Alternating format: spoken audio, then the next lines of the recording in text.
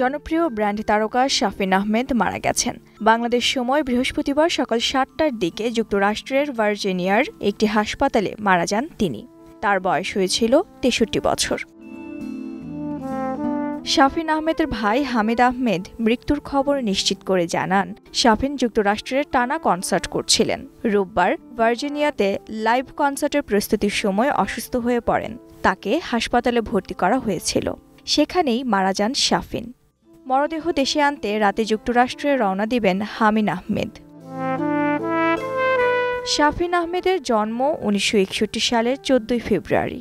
মা কিংবদন্তি কণ্ঠশিল্পী ফিরোজা বেগম, বাবা সঙ্গীতজ্ঞ কমল দাশগুপ্ত। শৈশবে বাবার কাছে শেখেন উচ্চা সঙ্গীত আর মায়ের কাছে নজরুল সঙ্গীতের হাতেখড়ি হয় তার। বড় ভাই হামিদ আহমেদ সহ যুক্তরাজ্যে পড়াশোনার সুবাদে পাশ্চাত্য সঙ্গীতের সংস্পর্শে শুরু করেন ব্যান্ড সঙ্গীত। দেশে ফিরে গড়ে তোলেন মাইলস নামের একটি ব্যান্ড দল। এই ব্যান্ডের ৯০% গান শাফিন আহমেদের গাওয়া। তবে গত কয়েক বছর তিনি মাইলস থেকে বেরিয়ে আলাদা দল গড়ে তোলেন। শাফিন আহমেদের গাওয়া তুমুল জনপ্রিয় কিছু গানের মধ্যে রয়েছে আজ জন্মদিন তোমার, চাঁদ তারা সূর্য, জ্বালা জ্বালা অন্তরে, ফিরিয়ে দাও হারানো প্রেম, ফিরে এলে না, হ্যালো ঢাকা, জাতীয় সঙ্গীতে দ্বিতীয় লাইন প্রভৃতি। মাহিলা ইসলাম, নিউজ টাইম।